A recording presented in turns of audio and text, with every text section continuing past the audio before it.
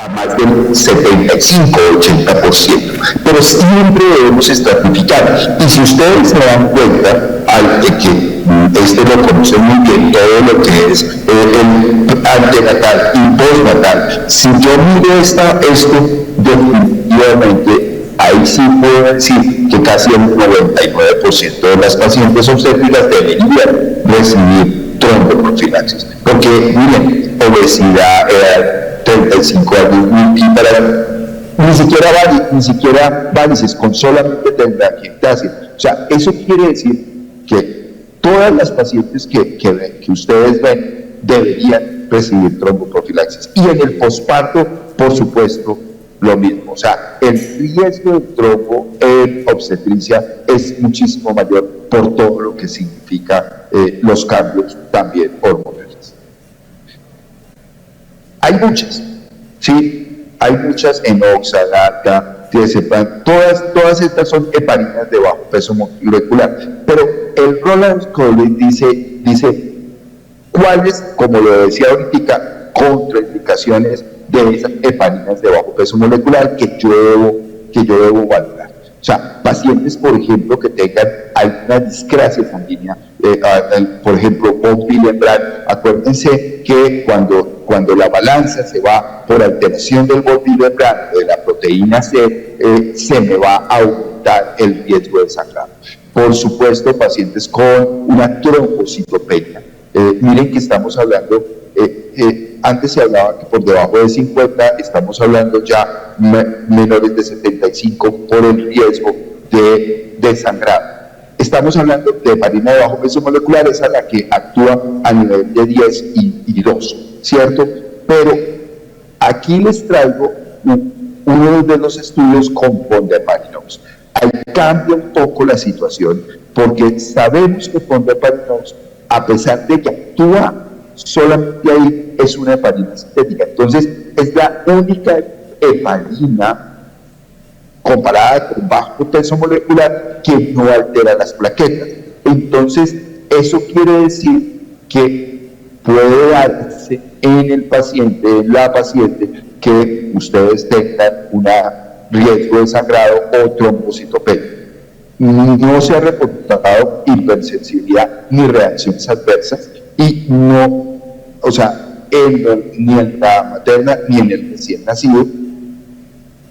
Una cosa importante es que no es necesario modificar la dosis de la gestante, a no ser que sea, es 2.5, por eso nosotros en cardiovascular lo estamos utilizando muchísimo porque, y ustedes saben que cuando uno anticoagula pleno en cirugía cardíaca, les ACT de mayor de 400 para poder entrar en bomba, pero estamos utilizándola a las 6 horas. Eso es una cosa que cambia. La mayoría de las heparinas de bajo peso molecular, siendo excelentes medicamentos, si vamos a llevar el paciente a cirugía, tenemos que esperar 10, 12 horas, ustedes lo conocen muy bien por el riesgo de sangrado, y volverla a iniciar a las 12 horas. Si yo tengo un Caprini muy alto, con un riesgo muy alto, o con la valoración de la paciente obstétrica o ginecológica, con fondaparinux, yo lo puedo iniciar a las 6 horas, 6, 8 horas. Bueno, entonces no voy a tener ese problema. Y es una dosis al día solamente, 2.5, y dura 24 horas su efecto. Por supuesto, cáncer.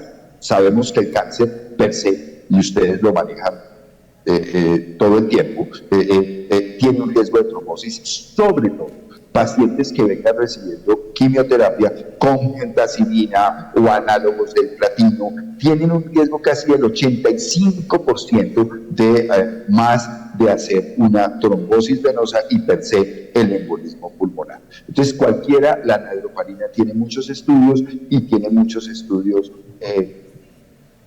Me quedan 5 minutos, perfecto, ya voy a... la trombosis y el cáncer, por supuesto, hay una asociación bidireccional. Trombosis no explicada podría ser secundaria a una neoplasia. Entonces nos vamos a ir. Miren todo lo que significa, este es uno de los últimos estudios de trombosis. La incidencia, es mayor la incidencia de mortalidad por un trombo que por por un sangrado. Voy a adelantarme con urología porque ya no nos quedan sino 5 minutos y voy a entrar a la última parte que es terapia puente. Siempre que vamos a llevar a un paciente a cirugía y estamos teniendo ese paciente que viene tomando warfarina, coumadínicos, por una fibrilación auricular,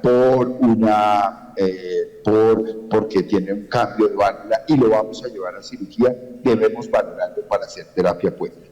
¿Cómo hacemos terapia puente? Valoramos el riesgo de sangrado y cuándo hacemos.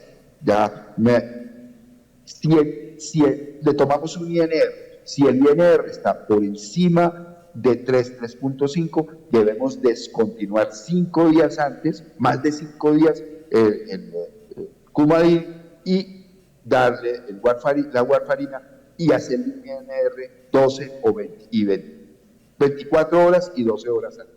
Si está entre 2 y 2.5, descontinuar 5 días antes y hacerle 24 y 12 horas. Y si está subterapéutico, o sea, no estamos haciendo nada, 3 días y hacer un INR 24 horas.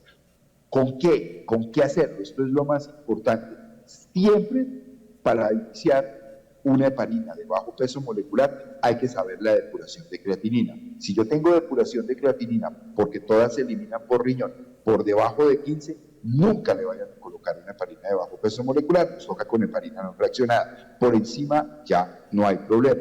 Entre 15 y 30 vale la pena hacer una antidiazana. Pero si estoy por encima de 30 de depuración de creatinina, el ideal, para ser más fácil, heparinas de bajo peso molecular o, como les decía, de pronto fondaparinos. Y descontinuar 12 horas antes y fondaparinos 8 o 6 horas de acuerdo al capricho. Siempre pensemos en el check de VAX cuando vamos a hacer terapia. ¿Qué es esto?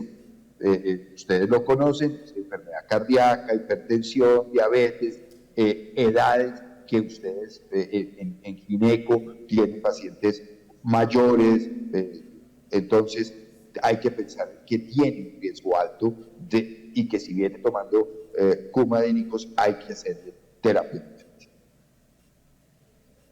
Voy a terminar con esto porque muchas de las pacientes vienen con aspirina que les han dado. Si tiene una enfermedad coronaria diagnosticada y está en los 6 meses de haberle puesto un stent, por ejemplo, nunca le suspendemos la aspirina.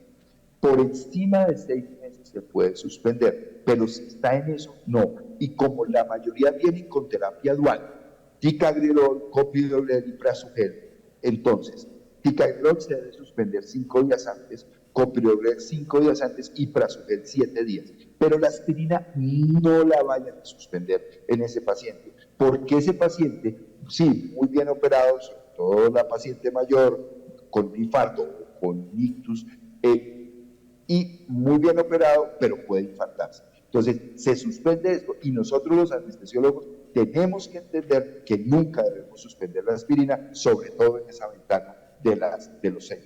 Diferente la paciente que venga tomando aspirina porque le dijeron la tía, la abuelita que tomara aspirineta, pues esa no hay problema.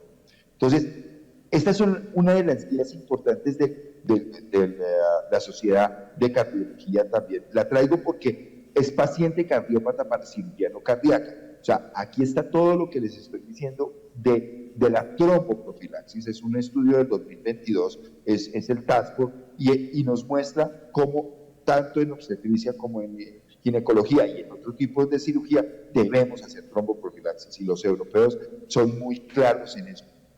La mayoría de los pacientes que tengan Caprini alto deberían tener tromboprofilaxis porque el riesgo de mortalidad es muy grande y era lo que les contaba, más del 17%. Muchísimas gracias. Al último me tocó correr porque me dijeron que me faltaban 3 minutos. Muchas gracias a la sociedad. Para mí fue un honor y un placer. No sé si tengan preguntas y las resolvemos de una vez.